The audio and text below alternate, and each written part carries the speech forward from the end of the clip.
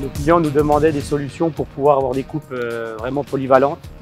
On avait au départ avec John Deere des coupes rigides ER qui nous donnaient vraiment entière satisfaction. Et on a bifurqué sur les coupes extensibles il y a 5 ans. Et on avait toujours cette problématique d'augmenter le débit des machines. Et on entendait parler de coupes de râpeur. On pensait que c'était réservé à l'Amérique, pas pour nous. Et John Deere poussait sur ces coupes. On a décidé l'an dernier de faire des démonstrations et d'en vendre une à des clients. On a vraiment pu constater un débit augmenté de la machine et une coupe très polyvalente. Et l'an dernier, on a pu aussi découvrir la coupe râpeur, mais flexible, le flex râpeur. Et là, sans demi-mesure, on a été séduit. Pour moi, il n'y a plus d'autres coupes qui vont se faire. C'est des coupes polyvalentes. On fait du colza, on fait du blé, on fait du soja. On est sur une région polyculture élevage. On a énormément de types de cultures, blé, orge, colza, soja, tournesol, moutarde aussi.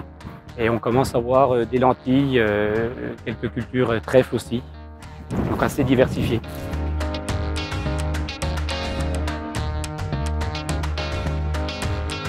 Donc je suis installé dans le Jura, ici à Chamvent, avec Bruno, mon associé. On fait 300 hectares, plus un peu d'entreprise à côté. Donc on arrive à moissonner 500 hectares. On a vraiment misé sur cette coupe. On a trouvé la coupe qui nous permettait de récolter toutes nos cultures. On pouvait faire de la culture normale type blé, de plus ou moins grande taille, plus ou moins grand volume. On pouvait faire les colzas, plus besoin de coupe extensible. On lui mettait des scies. On peut mettre des plateaux à tournesol, donc on peut faire nos tournesols.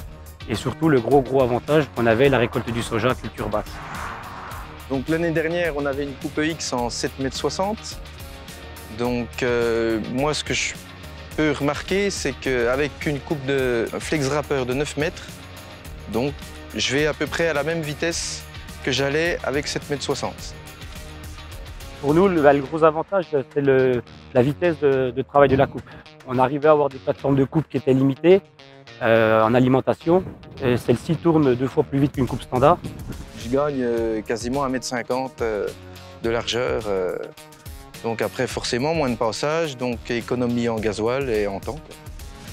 Beaucoup encore pensent comme nous au départ qu'elle était que pour les Américains, alors qu'elle s'exprime encore mieux dans les gros volumes.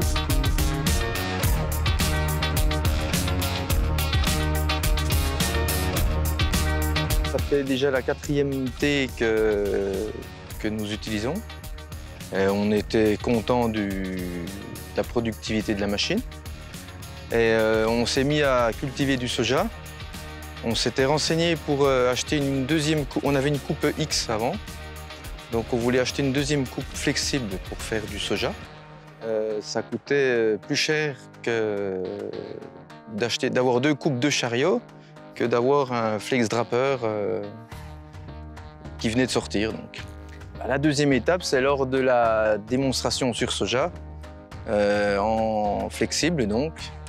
On a réussi à faucher du soja à 11 km/h en laissant aucune gousse par terre dans des sojas à 35-40. La première gousse, souvent, elle est à ras le sol. Et avec une coupe classique, on en laisse, quoi. Donc avec une coupe comme ça, on rase vraiment. On a réussi à attraper la première gousse. En fait, pour la même culture, par exemple, quand il y a du versé, on a un mode hybride dans la machine. Et on la met en mode flexible. Elle ramasse vraiment comme si on fauchait du soja. Donc il n'y a rien qui reste, quoi. Et après, en appuyant sur un bouton qui est préprogrammé, elle redevient rigide. Ah non, une fois qu'on y a goûté, même en colza, c'est très impressionnant comme ça. Le flux qui rentre dans la machine est toujours régulier. Ça fait ronronner la machine, elle est toujours sous le même régime, elle est chargée comme il faut. J'ai été sans demi-mesure convaincu par cette coupe. Flex Drapeur, aujourd'hui, moi, c'est ma coupe.